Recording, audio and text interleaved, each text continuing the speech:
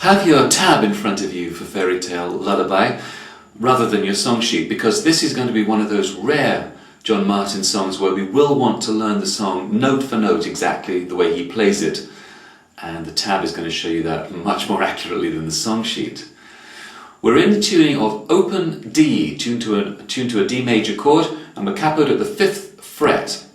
But I'm going to take the capo off for a moment so we can get in tune in open D, then we'll put the capo back on and we'll get into playing the song. Alright, the tuning for open D is this. You want to tune your first string down to the note D. Tune your second string down to the note A. Tune your third string down just a semitone to F sharp. Keep your 4th string on D, and keep your 5th string on A, but tune the 6th string down to D. Now you've got a D major chord on the open strings, but we're going to capo it up to the 5th fret, because that's where John Martyn plays it, as always of course. Capo to taste according to your voice, but this is where he's playing it. The first bar is going like this.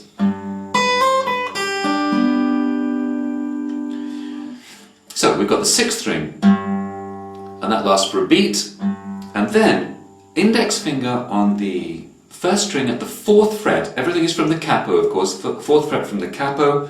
The dot will help you as a point of reference. Put your finger on the dot fret, and we're going to pick that note and hammer it immediately to the 5th fret.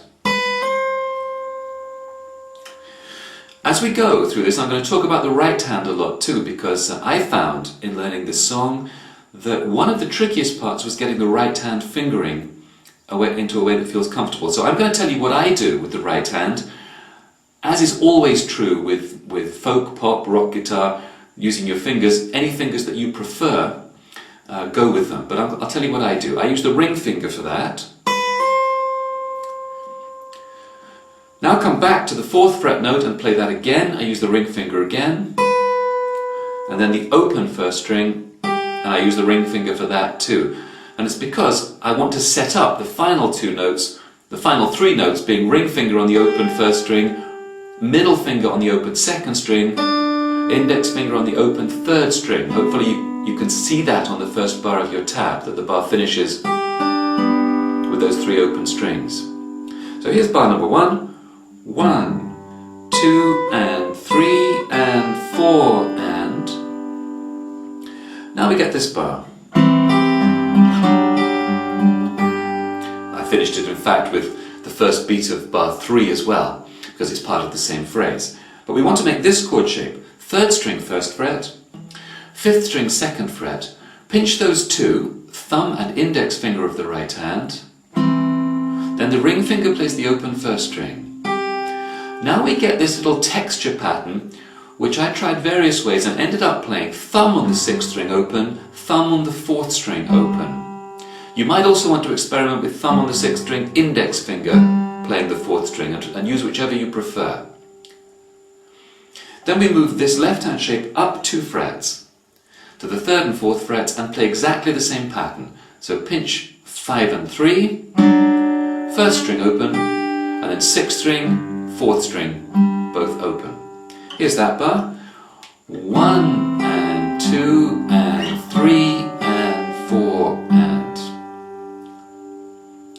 At bar 3 we start with what is actually the end of the previous phrase, pinching 6 and 1, open. And then we play this,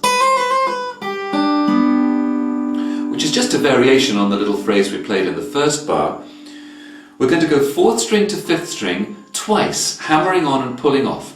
So pick the 1st string 4th fret, and then hammer it to the 5th fret, pull it off back to the 4th, hammer it again to the 5th, pull it off to the 4th.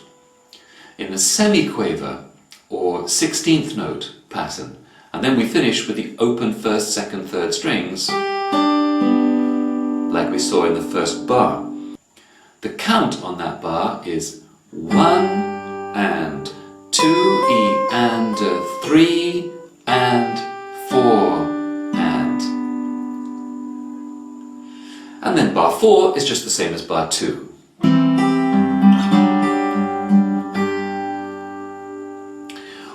quick word about this passage,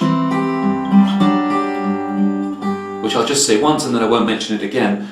Regularly during this song, John Martyn will slide into that second shape.